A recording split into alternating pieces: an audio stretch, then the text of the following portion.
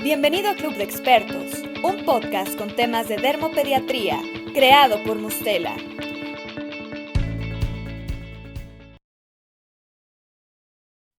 ¿Qué tal? Sean ustedes bienvenidos a este podcast del Club de Expertos en Dermopediatría por Mustela. Soy la doctora Elena Vidaurri de la Cruz, soy su anfitriona, y en esta ocasión tendremos la presentación de algunos casos clínicos sobre tumores cutáneos en la infancia. Voy a presentar a los doctores que nos acompañan el día de hoy. Comenzará la doctora Wendy Elizabeth Picasso Cisneros. La doctora es pediatra, egresada del Hospital Ángeles del Pedregal, dermatóloga pediatra egresada del Hospital Infantil de México y cuenta con un diplomado en enfermedades de la uña por el Colegio Ibero-Latinoamericano de Dermatología. Actualmente se dedica a su práctica privada en el Hospital Ángeles del Pedregal. A continuación, el doctor Rodrigo Roldán Marín participará con un caso sobre melanocitoma. El doctor es dermatólogo egresado del Hospital General Dr. Manuel G. González en la Ciudad de México y además tiene un fellowship en diagnóstico no invasivo de cáncer de piel en la unidad de melanoma y lesiones pigmentadas en el Hospital Clínic en Barcelona, España. El doctor es uno de los pocos dermatólogos en México con experiencia en dermatoscopía, que es una técnica no invasiva que mejora el diagnóstico clínico de las enfermedades de la piel. Y trabaja como médico adscrito a la Clínica de Oncodermatología de la UNAM y es miembro de la Academia Nacional de Medicina. Después del doctor Roldán, participaré yo con un caso clínico de un pilomatricoma. Yo soy la doctora Elena Vidaurri de la Cruz, soy pediatra, dermatóloga pediatra y trabajo como médica adscrita al Servicio de Dermatología Pediátrica en el área de pediatría en el Hospital General de México, Dr. Eduardo Lisiaga. Soy profesora de la Facultad de Medicina de la UNAM para la asignatura de dermatología y soy editora y coautora del libro Las 20 dermatosis más frecuentes en pediatría para la Sociedad Mexicana de Pediatría. Le cedo la palabra a la doctora Wendy Picasso. Gracias por la invitación. Y bueno, el día de hoy les quiero presentar un caso clínico que vi en octubre del 2018 de una paciente femenino de 17 años con antecedentes heredofamiliares interrogados y negados. Como único antecedente personal era que tenía la costumbre de teñirse el pelo cada aproximadamente mes y medio, 2 meses, y acude a la consulta por una neoformación vascular de aspecto nodular de un mes de evolución, de rápido crecimiento, que había sangrado en alguna ocasión, semanas atrás, con discreto dolor. Se procede a realización de extirpación y cierre directo de la lesión mediante un uso, teniendo como diagnóstico histopatológico hemangioma capilar lobular, o antiguamente conocido como granuloma piógeno o granuloma telangiectásico, porque se pensaba como tal. Voy a hablar un poco de esta entidad. Se llamaba así porque se pensaba que era una reacción granulomatosa a alguna infección. Se quedó el nombre. Sin embargo, histopatológicamente se ve la presencia de un hemangioma lobular separado de septos, que más adelante vamos a hablar. Y bueno, como ya sabemos, esta es una neoplasia vascular adquirida benigna. La patogénesis aún está en estudio, sin embargo, se cree que es secundaria a trauma o una respuesta aberrante a una curación de herida. Algunos autores han demostrado mutaciones en genes de proliferación y adhesión celular, como el gen RAS. Otros han descrito alteraciones en BRAF, e incluso algunos autores han demostrado que hay presencia de marcadores de células madre embrionarias que se activan secundario a un traumatismo. Este tipo de neoformaciones afecta tanto piel como mucosas, es decir, también lo podemos encontrar en encías o en otro tipo de mucosas como genital o nasal. La topografía más frecuente es en cabeza, en cuello y en extremidades. Se ha descrito ligero predominio en hombres que en mujeres. más frecuentemente en niños de menos de 5 años. Sin embargo, bueno, ya vimos nuestro caso, que era una adolescente, y también lo hemos visto en pacientes adultos. Y como cuadro clínico se caracteriza principalmente porque hay una neoformación de aspecto nodular rojiza, que es friable, tiene rápido crecimiento y fácilmente sangra. En ocasiones se ha descrito asociado a anomalías vasculares, quemaduras, uso de isotretinoína. También se ha descrito secundario a uso de anticonceptivos orales, inhibidores de los receptores de factor de crecimiento, inhibidores también de proteína quinasa. Y algo que es muy importante, y me gustaría detenerme aquí, son sobre todo los diagnósticos diferenciales. ¿Por qué? Porque algunos de ellos pueden ser entidades malignas. Por eso es muy importante el cuadro clínico, la historia clínica, la sintomatología del paciente e interrogar cómo es que inició la lesión. Se puede confundir con un hemangioma infantil, con un angioqueratoma solitario, pero también con melanomas, poromas ecrinos o sarcomas, incluso angiomatosis basilar. Y aquí nos ayuda mucho la historia clínica, la forma de inicio y también la dermatoscopía. En cuanto a histología, como les decía, tenemos una proliferación bien circunscrita de células endoteliales capilares dispuestas en lóbulos y separadas por bandas de estroma fibroso. Y bueno, el tratamiento se considera, dependiendo de cada paciente, se puede llegar a hacer rasurado y electrocauterización, cuidando que no quede lesión residual, porque es muy fácil de que haya recurrencia en este tipo de neoformaciones. Se puede hacer excisión, sobre todo cuando tenemos sospecha de algún otro diagnóstico diferencial, para mandarlo a patología. Se ha descrito uso de láser de colorante pulsado, imiquimod al 5%, timolol al 0.5%, propranolol al 5% también, así como el uso de sal. Pero cada caso debe de ser individualizado. Esto es todo, espero que les haya sido de ayuda y sigo a la orden por cualquier pregunta. Muchas gracias a la doctora Picasso por esta presentación de caso clínico. Doctor Rodrigo Roldán, ¿tiene algún comentario? No, simplemente me gustaría enfatizar que estas lesiones sangrantes nos tiene que entrar siempre en la cabeza el diferencial del melanoma amelánico, y que la recomendación sería que siempre que se extirpen se envíen a estudio histopatológico, pues justamente para evitar luego tragedias. Y que la imagen dermatoscópica más frecuente de este tipo de lesiones es una zona eritematosa con esos septos blancos y rodeados del collarete de escama alrededor, y eso es prácticamente patognomónico de que lo que tenemos frente a nosotros es un granuloma piógeno.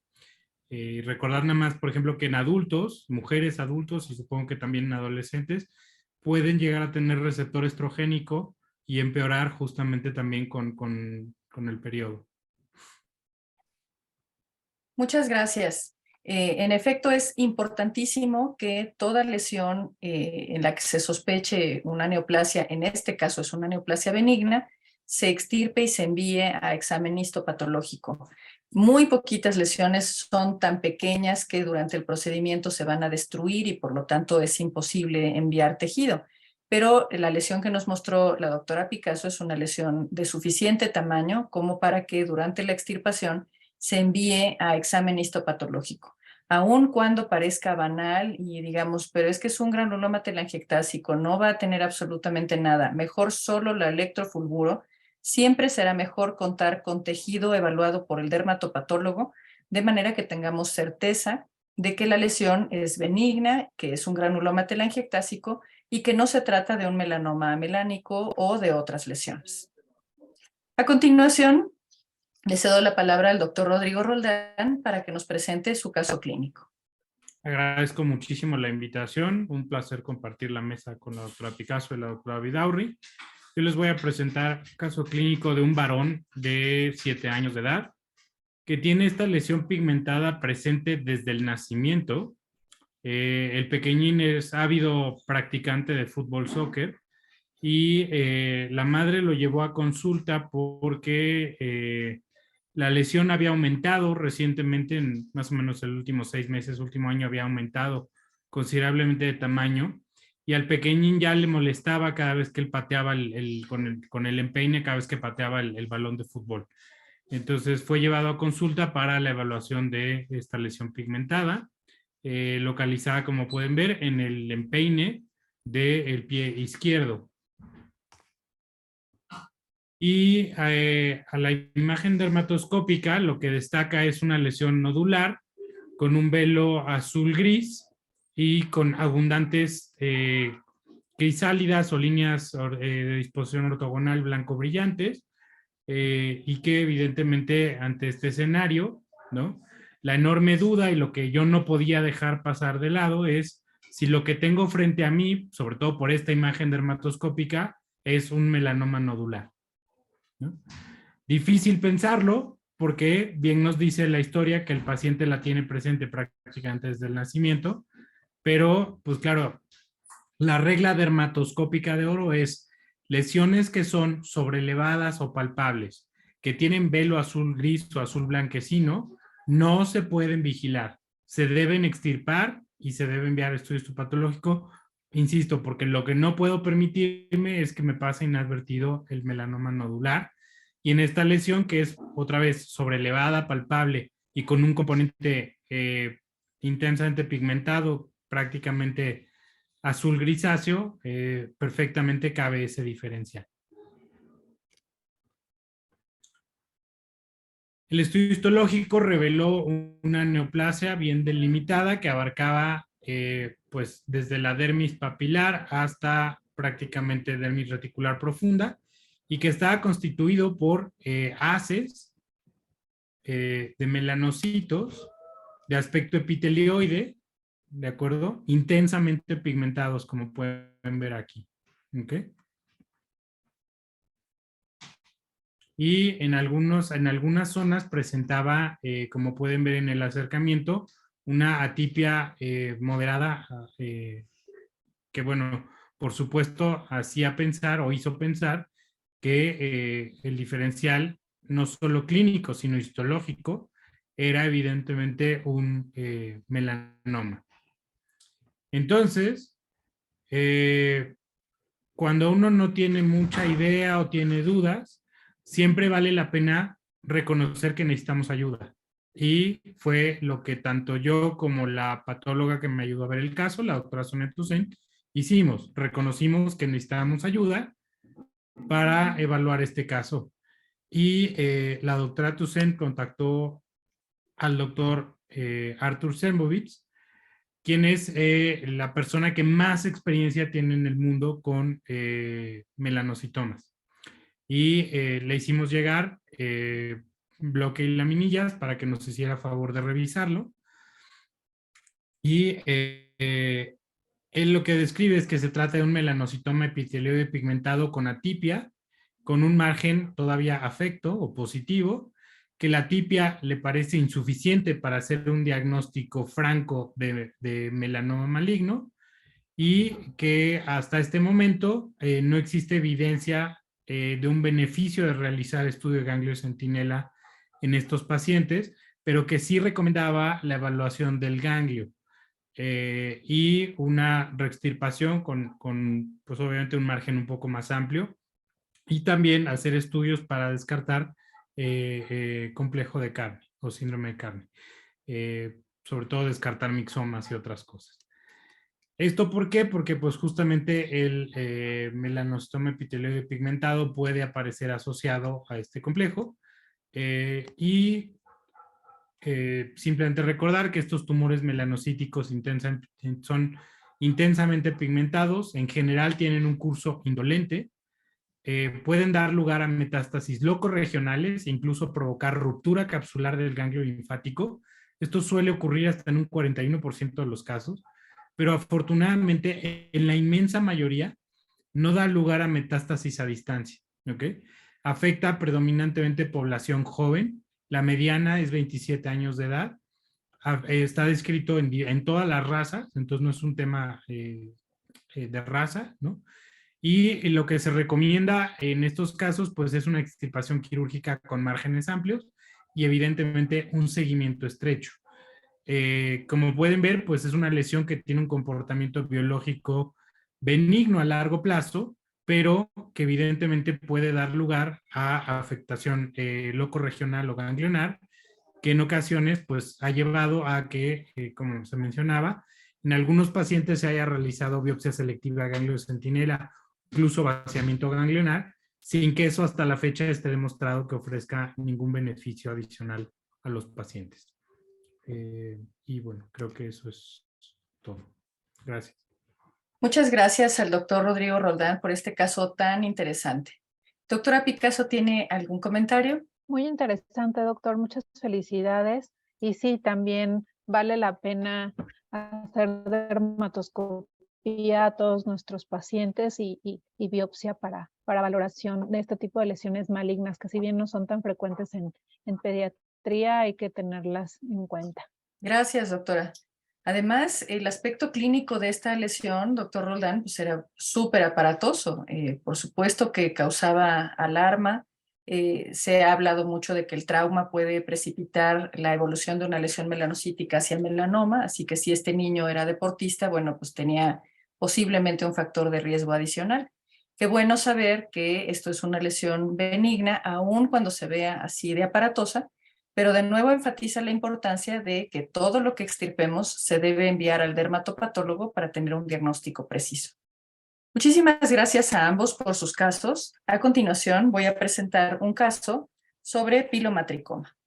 Esta es una adolescente de 18 años que tiene síndrome de ovario poliquístico, es de ocupación mesera y su padecimiento lo inició 6 meses antes de llegar conmigo. Tiene una dermatosis localizada al tronco que afecta la región supraclavicular del lado izquierdo, constituida por esta neoformación pediculada de 6 por 4 centímetros de ancho y largo y 4.5 centímetros de elevación, de consistencia pétrea irregular, con la piel muy delgada y con vasos prominentes y de fino calibre en la superficie. Llegó con un ultrasonido realizado de manera externa que mostraba una imagen con múltiples calcificaciones, con sombra acústica, con vascularidad central importante y quien hizo el estudio sugería como diagnóstico un hemangioma. Sin embargo, nuestro diagnóstico clínico fue de un pilomatricoma, que es una lesión pétrea con estos depósitos de calcio dentro de esta neoplasia que es benigna. Se la extirpamos con anestesia tumescente e hicimos un cierre con colgajos triangulares para no dejar un defecto tan grande. La evolución de la paciente fue satisfactoria. Y les quiero mostrar la histología. Tenemos aquí una lesión tan grande que incluso en estas fotos de microscopía, pues vean cómo aquí está el borde de la lesión, aquí está el estroma con la dermis. A pesar de que la enviamos con un fragmento de epidermis, no se muestra en esta laminilla. Y podemos ver cómo hay diferentes tipos de células. En esta área vemos un área eosinofílica con células fantasma. Estas células fantasma han perdido algunos componentes intracelulares y son características del pilomatricoma. Y en este otro segmento vemos esta tinción muy basófila que refleja estos depósitos de calcio. En esta panorámica podemos ver cómo se mezclan estas células fantasma con algunas áreas más calcificadas en esta misma lesión. El pilomatricoma es una neoformación cutánea benigna descrita inicialmente en 1880 por Malherbe y tiene una diferenciación hacia células de la matriz del pelo. Clínicamente, ¿qué vamos a ver? Un tumor que puede ser rojo, rojizo, azuloso si es completamente subcutáneo o bien blanquecino si la piel está muy delgada. Habitualmente se presenta en la cabeza, el cuello y las extremidades y con menos frecuencia en la mitad inferior del cuerpo. Habitualmente está fijo a la piel y es móvil y puede tener este signo de la tienda en donde uno al desplazar la lesión puede ver cómo es en realidad un polígono y tiene diferentes caras y ángulos. Es una lesión completamente benigna que ocasionalmente tiene regresión espontánea, pero también ocasionalmente puede convertirse en un tumor maligno que se llama pilomatrixoma. Tiene diferentes variantes clínicas, la anetodérmica, la superficial, perforante, proliferante, osificante, pigmentada y acantolítica. Y las células que contiene son las matricales, que al inicio son basófilas con núcleos elongados y que eventualmente se diferencian hacia células matricales, y estas son las células fantasma. En algunos pacientes que tienen múltiples pilomatricomas, hay que averiguar si se asocia con síndrome de Gardner, de Rubinstein-Tybee, de trisomía 18 o de trisomía 9. Lo habitual es encontrar una lesión, en casos menos comunes 2 lesiones, pero quien tiene más de 2 corresponde averiguar si tienen alguno de estos síndromes. Y las alteraciones genéticas que se han encontrado se asocian con expresión anormal de beta-catenina y de Wnt. Si nosotros tenemos una lesión en un niño, podríamos pensar que es un tumor de cuya etiología no estamos seguros. Los signos que nos hacen sospechar malignidad, que se presenta en 1 a 2% de todas las lesiones neoplásicas en la piel en los niños, los criterios son que inicie en el periodo neonatal o se trate de un padecimiento congénito, que crezca muy rápidamente, que mida más de 3 centímetros, que se ulcere y que esté fijo a planos profundos. Muchas de estas características se observan en los hemangiomas, entonces hay que considerar siempre como primer diagnóstico hemangioma, y si no se reúnen las características necesarias para hacer este diagnóstico, podríamos considerar que la lesión es sospechosa de malignidad. Habitualmente estos tumores no molestan salvo que se ulceren. En cambio, si nuestro paciente tiene un tumor doloroso, hay que considerar los siguientes diagnósticos: que se trate de una malformación vascular venosa sistematizada, que se llama síndrome de Blue-Ruber-Blair, neurofibromas, los tumores glómicos, que son habitualmente de las extremidades, los angiolipomas y los leiomiomas, que pueden ser también de las extremidades, tumores de células granulares o espiradenomas ecrinos, que son menos comunes. En cambio, si tenemos únicamente una lesión roja, hay que considerar granuloma telangiectásico, como ya nos platicó la doctora Wendy Picasso en su diagnóstico, dermatofibromas, nevos de Spitz, miofibromatosis y otros tumores menos comunes. De todas maneras, hay que considerar que se trate de una lesión maligna, que puede ser primariamente de la piel o como un melanoma o como un linfoma o un sarcoma, o bien que tengamos una metástasis cutánea, ya que el cáncer infantil es un diagnóstico que debemos considerar siempre.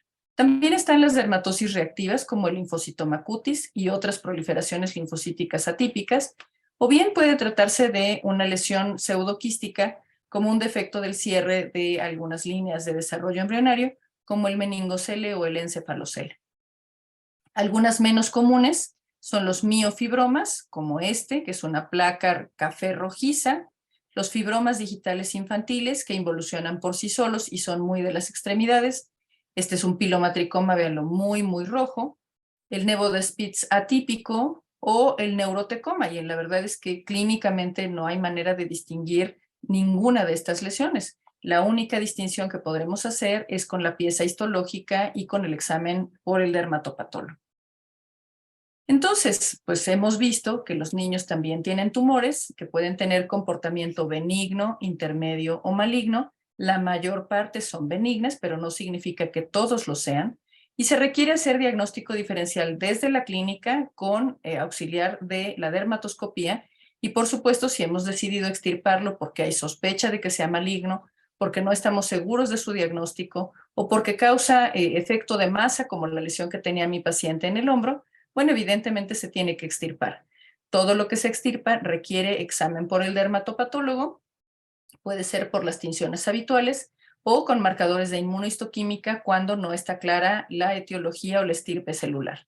Habitualmente son lesiones benignas, pero se requiere siempre de un recurso humano preparado para diagnosticar y tratar estas lesiones. Les hemos presentado entonces algunos casos clínicos e invito a mis compañeros, a la doctora Wendy Picasso y al doctor Rodrigo Roldán, por si tienen algún comentario respecto de este último caso. También muy interesante caso, doctora. Hemos visto también variedades ampollosas que se presentan pilomatrixomas, variedades ampollosas, y también la importancia de hacer una adecuada extirpación por un médico experto, porque si queda lesión residual también podemos llegar a tener recidiva, ¿cierto? Totalmente de acuerdo. Doctor Roldán. No, muy interesante el caso, muchas felicidades, doctora, muy bonito. Y me parece que lo que ponía en la conclusión es muy importante. Los niños también tienen tumores, ¿no? La mayoría buenos, efectivamente, afortunadamente, pero justamente lo que tenemos que tener en el radar es que de tanto en tanto, ¿no? Sale la aguja en el pajar, ¿no? Literal, y entonces, pues siempre contemplar que puede existir, aunque sea remoto, una posibilidad de que lo que tengamos frente a nosotros sea algo con un comportamiento biológico potencialmente maligno. Muchísimas gracias a los dos por sus comentarios y por su muy valiosa participación en este podcast sobre tumores en la infancia. Yo les agradezco mucho su presencia. A nuestro auditorio, esperamos que hayan disfrutado este capítulo tanto como nosotros hemos disfrutado en su elaboración. Muchísimas gracias.